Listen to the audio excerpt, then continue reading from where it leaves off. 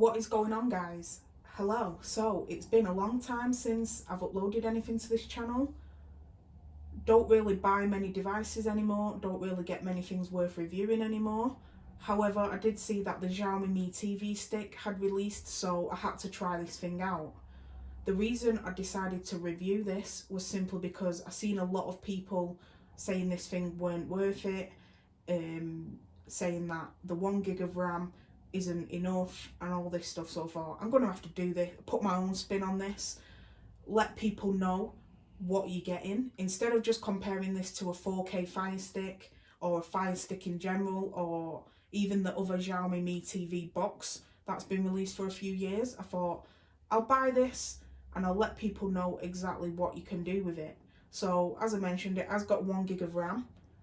I think the reason behind this only having 1 gig of RAM is this thing was sat on the shelves for quite a long time before it got approved by Google, so the hardware is quite outdated. But when you pair it with the official Android TV software, I actually think it's a decent stick. And also I think we can hope that in the future Xiaomi see exactly what they've got on their hands here, and they do release a 4K version with some more RAM, better processor and whatever, and I can tell you now, it would be a Fire Stick killer straight away. Match the specs with the Fire Stick and you're going to have a device that is actually better than a Fire Stick. So I'm just going to dive straight into showing you how this thing performs. I'll start off by showing you the remote. This for me is one of the least favourite things about this thing. It's just very flimsy. It makes a lot of noise when you press the buttons. I do like the fact it has everything on the remote that you possibly would need. You've got the voice search up here.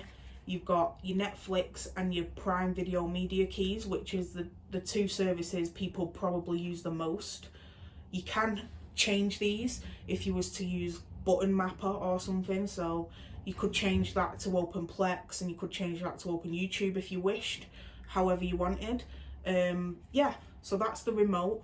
Not a great fan of it, but it isn't awful. It's better than the third-party cheap remotes that you get with an Android box that you buy at this same price. So 1 gig of RAM, does it make a difference? I'd say it definitely does make a difference with some things, but as you can see, I'm navigating round here and there's no delay between button presses and stuff like that. Navigating the home screen, you have no problems at all. The first thing I would say for anybody who picks this stick up, the first thing you want to do is you want to go into your device preferences and you want to do the system update that's ready and waiting for you. You will have to do an update for this straight out the box. Doing that is the most important thing you can do to get this thing performing well. So as you can see, I've got no updates ready for me. I've done them all. The next thing you want to do is you want to go into your Play Store. As you can see, there is a slight delay between loading up apps. That just took maybe 2 or 3 seconds longer than it would on an Nvidia Shield, for instance. So you want to go to My Apps and you want to do all the updates that are ready here. So I've already done them, but stuff that are your core apps, so the Android system, the TV core, Android TV Home, the launcher, the backdrop, Chromecast. There's about 12 or 13 apps that require an update straight out of the box. Updating these, again, it's necessary. Don't just go downloading apps straight away that you want to put on there. Get these apps updated first and you're going to get the best possible performance from this once they are updated. So now with everything updated and I've explained to you what I've done to get this performing the way that I've got it performing, I've got my apps installed on here that I would use. I've not put an awful lot on there, but there's 10 plus that I've installed. All of them are streaming apps. The Wi-Fi, I'll just explain. As you can see, I'm on half connection there, so nothing spectacular. The Wi-Fi in this part of the house is terrible anyway. The Wi-Fi on this device, I'd say, is average. It's not great. So if you have got poor Wi-Fi, you might struggle. Some days I struggle and I can't get a signal in this part of the house on this device, and that's because obviously the Wi-Fi adapter inside the stick isn't great. So take that into consideration. If you've got poor Wi-Fi, then I'd say don't buy it. If you're going to definitely be using this in one area of your home that has got poor Wi-Fi and you don't plan to get boosters, then no, don't get the device. Go for the Fire Stick. It's got a stronger connection. So with those little things out of the way, I'm just going to show you a few apps that I would use and how they perform. So Hbo Max, I'll start with that.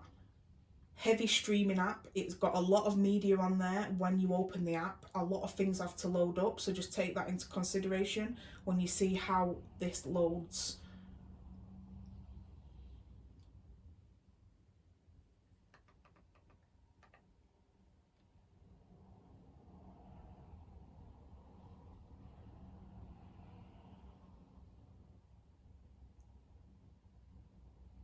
So there we go, we're loaded up. That took quite a bit of time, over 10 seconds definitely. If I was to load that up on my Shield now, it would have took half the time easily. We're talking 3 or 4 seconds, 5 at the very most. That probably took about 13 or 14 seconds. But as you can see, once I'm in the app, and I'll just show you as I'm moving with the media remote, everything works. It's not like it's taken a long time to load up and then things aren't working. Everything's working fine. This is going to take a little bit extra time to load up because, like I say, this app is very heavy. It's a very heavily skinned app. There's a lot of things to load up. But there we go. Once the content is loaded up, there's no performance issues. Everything streams as it would do on a Fire Stick, on an Nvidia Shield.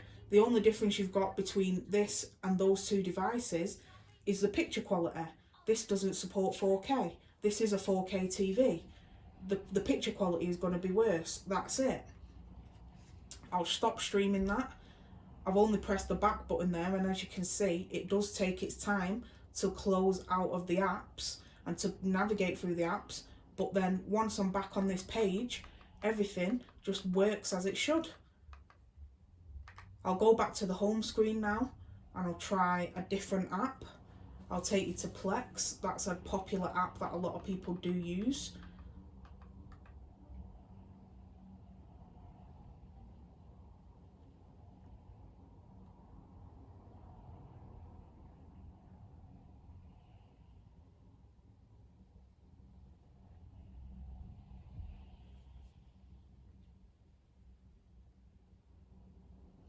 As you can see, that has just took longer than it would on an Nvidia Shield, took longer than it would on a Fire Stick. But once you're in the app, everything works fine. I'll stream some video now, and as you can see, there's no delay at all there between me pressing the buttons and the content moving on the TV.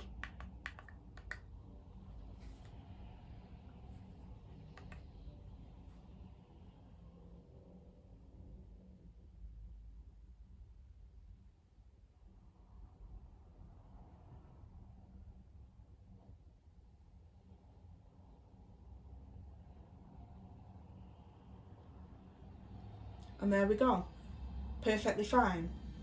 I will test scrubbing through video. I imagine this is going to take a little bit longer.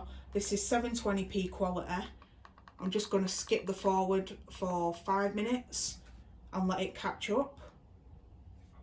Personally, don't think that just took too long. Some might disagree, but I don't think that took long at all. Again, clicking out of the app, there's that slight delay of a couple of seconds, but it does not affect the way that you enjoy media. If you're somebody who just wants to spend a little bit of money and have something that runs official Android TV, as well as having something portable, I really cannot say do not buy this device. For the sake of between £30 and £40 at the very most, depending on where you buy this from, you are not going to have any issues at all. Again, I'll just jump into Disney Plus and I'll stream something from this, just so you can see how these everyday apps work on this thing.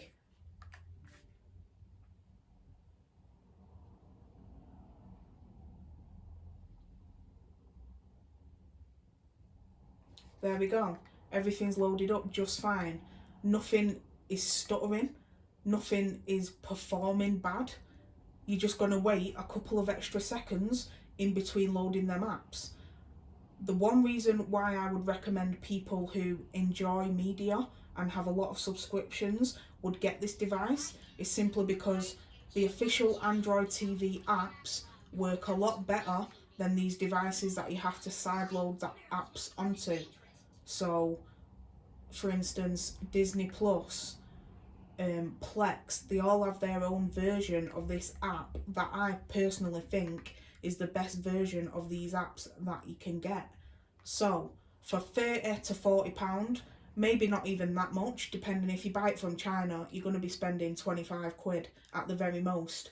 You're going to be waiting a bit longer, but you're going to be spending £25 and getting something that is portable, something that is officially Android, something that you can get official apps on, and a lot of them, and you're getting something that works great, will be supported with updates for a while. These Android boxes tend to get out of date. A lot of them rarely last over a year. I've been through many of them myself. My family's been through many of them. I have the headaches of sorting them out for people. If I personally was going to buy something cheap for somebody who I knew used these apps that I use, I would tell them to buy one of these. So, sorry for rambling on a little bit there, but that is the best I can explain this device. I've shown you how it works. I've shown you the apps that work on it. I've loaded up some heavy apps. I've shown you there's a slight delay, but it is not a bad device at all. If you want something that's going to stream 4K media, this is not the device for you. I would not even say if you wanted something that was going to be your daily media device, something that you're going to use hours and hours every day, I would not even say get this. The main purpose for this is either for a spare bedroom, spare TV. My reason for this is it's portable. This goes in my bag and I carry it everywhere with me where I think I might be using it. Load up the football, load up a movie somewhere. It's just easy, portable and cheap. So yeah, that's my opinion on the Xiaomi Mi TV. If I've missed anything out, drop it in the comments and I'll try and respond to you the best I can. But yeah, thanks for watching, guys.